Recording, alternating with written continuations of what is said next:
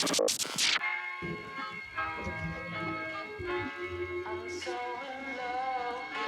it. Then I guess She gonna fight you again. Then we're both getting in the car. She gonna fight you We're again. both getting in the car. Then she's gonna have to take off with both of us. Hey, I'm gonna tase you, man. You need to chill out. CarMax stock plunges by over 23% as more signs point to a car market that is collapsing. And Tricolor Holdings, a massive used car dealership, files for bankruptcy, while at the same time, car repos hit global financial crisis levels. I wonder, are those two things related? Now, today, we're going to go over all of that, as well as the stats on price payment, repos, and boots on the ground testimony of what's really happening beyond what mainstream media tells us. And remember, you guys, over anything else, a car is a liability, not an asset, although some people could turn it into an asset overall. We must do a better job with our spending habits. And having said that, happy Thursday. Welcome back to Real Estate Mindset. You guys already know this video is going to be absolutely bonkers. Mitch Vexler, how does it feel to be one of a handful of people that are able to give their genuine, honest opinion back to the public? In reality, this was never about myself or Travis. In my particular case, I'm just a property developer, and I view myself as a monkey in the middle because I'm only as good as my tenants and residents can pay the rent. So we're doing what we can to help explain to all property owners and the public at large, because this does affect them whether they realize it or not, exactly from our standpoint what is happening in the market. Yes, sir. And guess what, Mitch? We got some explaining to do. Take a look at CarMax stock, down 22% as the recording of this video. This was down almost 25% at one point. Slight rebound here. But again, you guys, down $12, a little over $12, almost $13. Their stock now sitting at $44.28. The one-year high on the stock, as you guys see on the bottom right here, was $91. Massive turmoil happening right now at CarMax. You see it in their stock. CarMax sees unexpected drop in used car sales, even at lower prices, and the stock dives. So even though they're dropping prices somewhat, they still need to go down more. People still aren't buying cars because they can no longer afford it. So a few bullet points here I want to read to you guys. CarMax stock took a dive toward a more than 5-year low early Thursday trading after the used car seller reported a second quarter profit sales and used car prices that fell below Wall Street's expectation, again, despite them cutting the prices like Lennar's doing. That came as a shock to investors for some reason because they keep their head in the sand, while we were expecting year-over-year increases in all those categories, and marks a quick reversal from 3 months ago when CarMax reported strong sales growth. Remember, Mitch and I have been telling you guys, some people that keep their heads in the sand are just going to wake up and everything's going to collapse. You have to pay attention to what's going on right now. Now, it's interesting that CarMax plans to cut $150 million in expenses over the next 18 months. So expect some layoffs to begin right there. Now, as I go down here, a couple things I want to point out. Now, despite some people saying that used car prices are going up, like CPI, right? Remember, CPI said used car prices are going up. They're saying that used car prices are actually going down, falling by 1% year over year. Used car sales dipped 7.2%. The used car market is a $5.2 billion market. That is absolutely insane. The entire economy is being held up by mom and pop. And if you look at it, Mitch and I talked yesterday, 70% consumer spending is GDP, but 20% is the housing market. So you can argue almost 90% of GDP is based on consumers. 90% minimum. The market expected profits to see an increase of $5.725 billion. So they were off by a little over $400 million. Now, same store sales also dropped 6.3%. Mitch, can you articulate what a 20% drop, and we're just talking about stock, we're not even looking at prices yet. That's our next segment. But what does a 20% drop in CarMax's stock tell us about the entire car market? The parallel to 2007 is extraordinary. So in 2007, you had the mortgage-backed securities, you had Countrywide Financial, Enron, same issue, which was the data was cooked, the books were cooked. Countrywide created accounts that didn't even exist.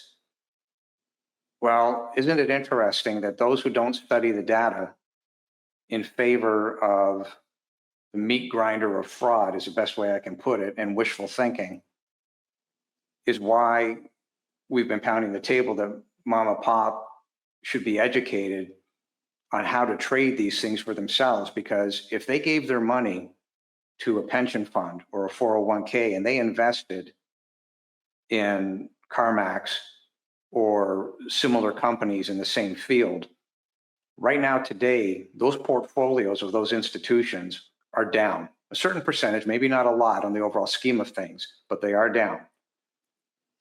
If they had calls, they woke up this morning, they had calls, long calls, more than likely, as we're doing this video, they're now getting margin calls. And when you realize it doesn't just touch the upper level of the stock itself, but look at the corporate bonds. If you think a 20% downdraft on the stock is something, go and look at the corporate bonds this morning. The ramifications of this type of hit is much bigger than it appears on its surface. And it does tie to one simple fact. It's a median household income, just like on the real estate, just like on the properties that you own. If they create a tax that the median household income can't pay, de facto, by virtue of the laws, that's a fraud. Well, what you have here with CarMax, they have put out mortgages just like the mortgage-backed securities where the revenue from mom and pop can't pay it. Then they seize the cars, and then you end up with where you are, which brings you right back to the parallel of 2007. It's the data, it's the data, it's the data. They're not looking at it, and that is what is hurting the market. And people who have invested in the 401ks and pensions, look out below. Yeah, look out below. And it's not even at the point where it's going to settle at yet, Mitch. No. Now, because of the median household income and because the consumers are responsible for propping up all of these corporations and prices and things like that, it's not just CarMax. There are multiple dealers that can't sell their cars, and it's not just used cars. Multiple dealers across the nation cannot sell their cars. Watch this. And that's why the dealership's having the discount. I mean, look, what dealership wants to do this? And this shows the price is wrong to begin with. $48,000 from 63, 2025 Dodge Charger. Of course they're going to have to discount it because, I mean, think about that. A fake exhaust sound EV. Look at that, $10,000 off. That's the only way. And then we got $100,000 Jeeps. Literally, I'm not even joking. Look at this, 100. Can you guys see that? Let me get the phone read. $101,000 from 106. So the actual MSRP is 106 for a Wrangler. Like, whoa, wait a minute. This is a $100,000 Wrangler? Yes, it actually exists. And here you go. It doesn't even make sense. You think you're just making, I mean, what world are we living in where this is a reality? You know what I mean? But this is the truth. And look at this, $84,000. Look at the payment, $1,355 for 84 months. Think about financing $1,385 for 84 months. Let's look at this payment because what is it? Over $1,600? I mean, some people's mortgage payment on a Jeep Wrangler. I mean, look at this, do the math on that one. 1,639 times 84, you know? That's robbery on a Wrangler. It's a complete mess what's going on. I'm a used car dealer, and right now, even $2,500 cars are not selling on my lot. And for you, that means prices are going to come down. And on a lot of these cars that you see behind me, we've marked them down $500, $1,000, and we still can't get them to move. Some of them, we've even got to the point where we're breaking even, and they still won't sell. It's been so slow for us lately that I haven't bought a single car in 2 weeks. Yeah, check this out. So all these cars up here are for sale, and down here where we park our cars for recon, ghost town, right? All our cars are ready up there because we've actually had time to get them ready. We haven't been turning and burning. And it's a good thing right now. But, I mean, I would rather see way more cars down here than I would up here because this right here means I'm not selling anything. But even with all of this going on, I don't want you to buy a car from me right now. In fact, I don't want you to buy a car from any car dealer right now because I believe it's going to get much, much worse for us. And those are recent videos, so take it from the actual owners of those dealerships. What car salesman, used car salesman says, don't buy a car from me. There's going to be much lower prices coming soon. That's insane. They don't say that. So the fact that he's saying that blows my mind. Now take a look at this, guys, from the Consumer Affairs.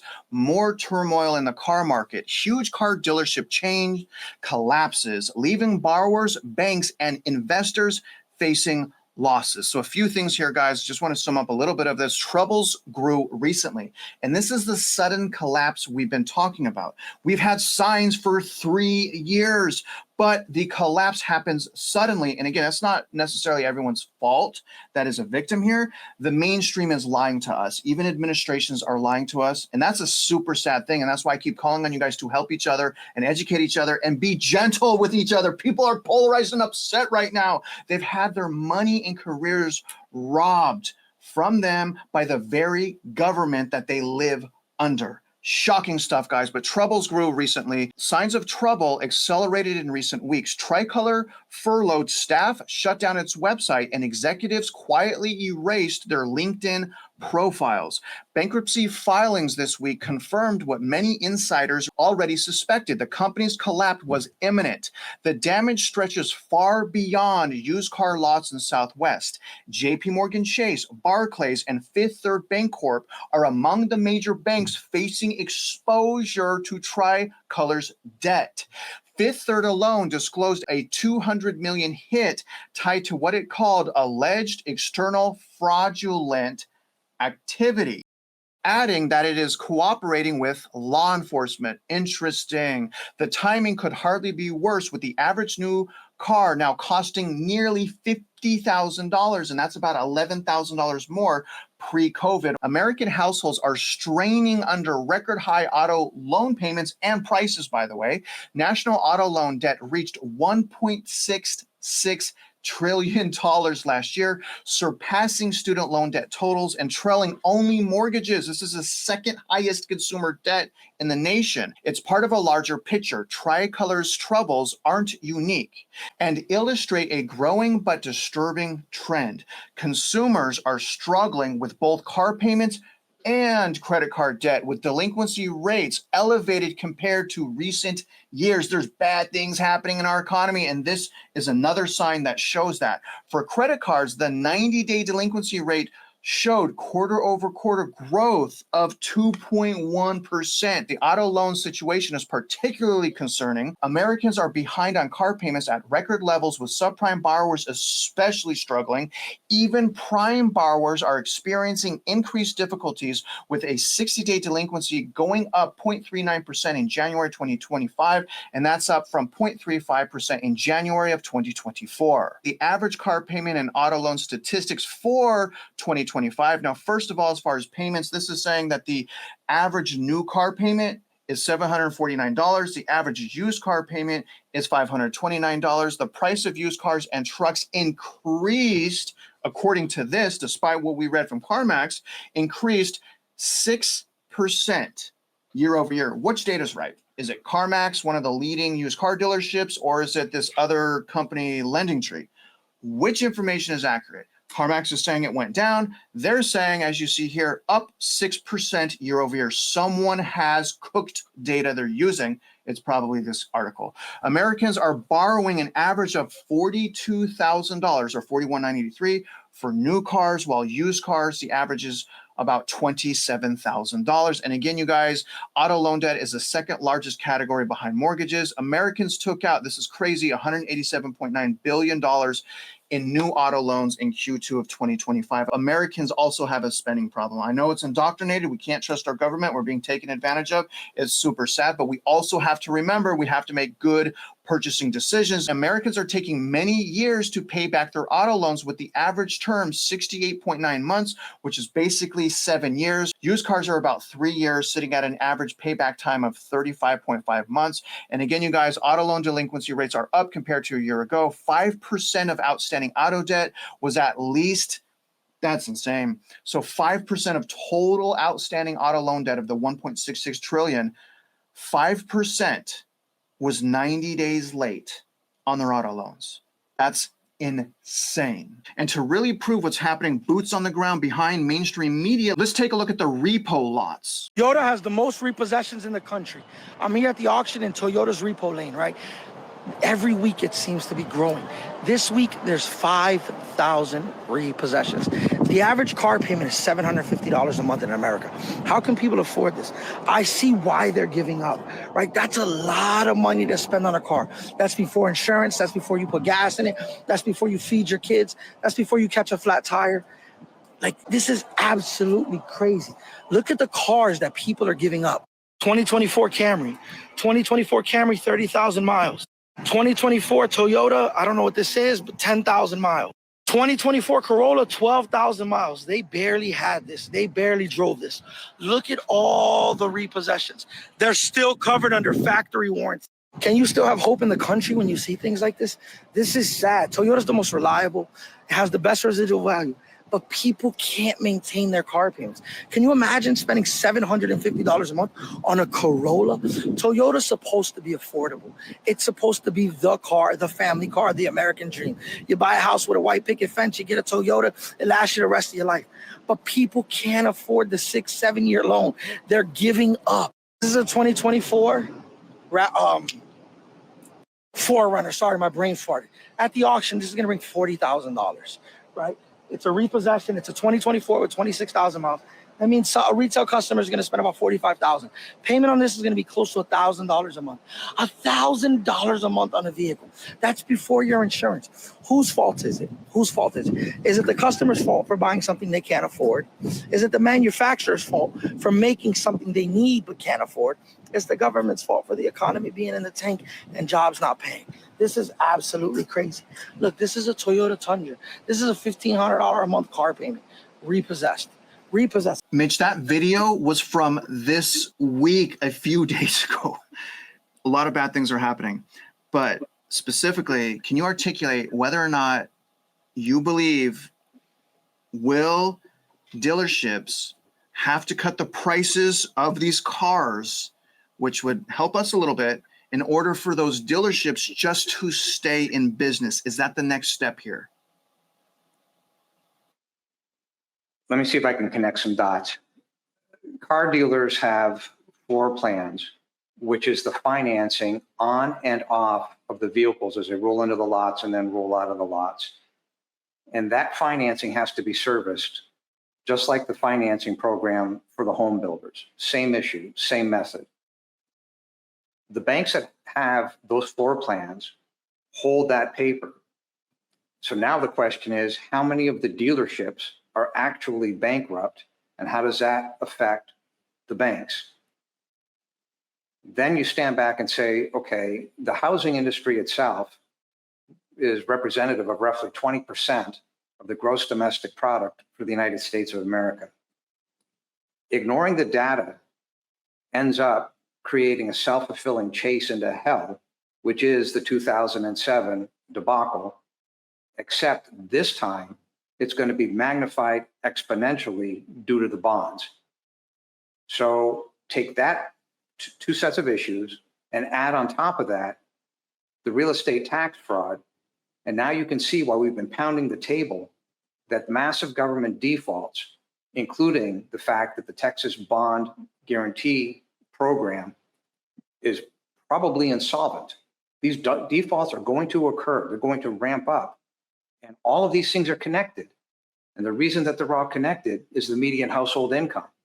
The money simply doesn't exist to pay the real estate fraudulent tax. It doesn't exist to pay car payments that are so far outside of the person's ability to afford it in the first place, yet somehow magically, just like in 2007 in the mortgage-backed securities, they got a loan. Money isn't there. And when the money isn't there, you end up in a circular argument of compound fraud. These entities are going to have massive problems receiving money and paying money, which means the banks themselves are now in harm's way. 2007, here we go. Mitch, would you say that it's possible that car prices, whether used or new, go down 20% during this whole debacle? Or do you think that's not possible? No, they're going to go down much lower than that. You're probably 50, 60%. See, what'll happen based on the floor plan, let's say that a bank goes down, well, or that portion of the bank that's holding that paper goes down. They're going to end up collecting car lots full of cars. Oh my. What in the world are they going to do with them? They're basically going to say, that's it, get the stuff off the lot, we'll sell the lot, we'll tear down the dealership. And this is not new in history. Again, this did happen in 2007. It's not talked about, but it did happen. Yeah. And speaking of it happening and speaking of history, let's look at that history and let's look at the repo stats. Americans crushed by auto loans as default and repossessions surge. And a couple things, guys. Let me read the 3 bullet points and then we'll look at some charts as well. Auto loan debt in America now sits at a shocking $1.66 trillion. Number 2, delinquencies, defaults, and repossessions are skyrocketing. Subprime delinquency is worse than it was in the 2008 financial crisis. Now, this is saying real quick before we go into those charts, many Americans love the feeling of driving a new car, but the price and that thrill is pushing household budgets on the edge. Auto delinquencies are spiraling. The nation now owes a staggering $1.66 trillion in auto loans, and some figures show scary similarities to the period right before the 2008 financial crisis. And again, this is pointing out crushing monthly bills. Okay, so it's the crushing monthly bills, but here's the estimated auto loan default. Here's 2024. 2025 is going to be worse. This is right over that 3% line, as you guys can see. This is just the default. Before repo, you go into default. We are almost at exactly where we were at in 2007. The reason that's important is because after 2007, we entered the global financial crisis. And then also this is pointing out a wider warning sign. Moreover, the CFA warns that we should be concerned about more than a few cars getting repossessed because people haven't kept up with payments. It says Americans have a tendency to prioritize their car bills over other household and living expenses, meaning the delinquency rate could be pointing to a much more widespread and significant problem across the U.S. economy. Exactly. And this is also going into how our personal choices cause public consequences. Not good. But look at this, guys. Estimated auto loan repossession in the millions. This is insane. This is far worse than 2007, and it's also worse than 2008. It stacks up against 2009. And remember, during that time, there was an auto loan bailout. And our stats are worse right now with no auto loan bailout. So it's possible, and we better hope this doesn't happen, that they get an auto bailout right now, because again, this is worse than the global financial crisis. And look at consumer complaints from the CFPB. Look at this skyrocketing. So they're like, hey, we're getting taken advantage of. And this is probably accurate because remember who's in control of getting consumers cars.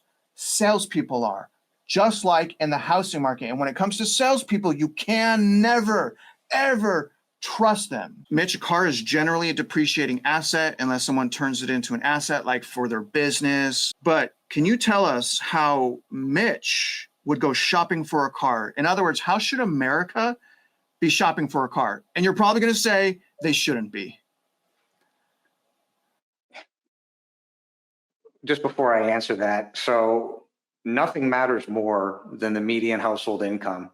And if I've said that once, I bet I've said it 50 times. And not to sound like a broken record, but now you can see why. You can't get blood out of a stone. And that median household income is exactly what these lenders and the central appraisal districts and the school districts have chosen to ignore. Over the years, my actions have been rather conservative on the way that I deal with automobiles and the company, et cetera, et cetera. So just for fun, because I don't like to talk about myself because I don't think anybody should really care, but I drive older vehicles. I drive a 98 Mercedes S420. That's my daily driver. In truth, I have more miles on my bicycle than I do on my car. I also have a 98 Acura. So the point of the matter is, I'm not in this mix whatsoever. I buy a car, I will drive that car till the wheels come off. That was the way I was raised, and that's what I do. So I don't have, and my company doesn't have exposure to these problems. We never have. And it's just what I learned as a kid for a variety of reasons, including a family member that happens to own or owned at that time a very substantial dairy and processing plant. Same thing. They held those trucks together with bubble gum and baling wire. They drove them till they couldn't drive them anymore. So the idea of having a vehicle that you buy new and depreciating it down 60% in 2 years is insanity. Why wouldn't you just wait 2 years? And if you're going to go buy it then and get a discount and then drive it for the next 10 or 15 years. The reason people don't is because they want to keep up with the Joneses. Well, Yes. Therein lies the problem.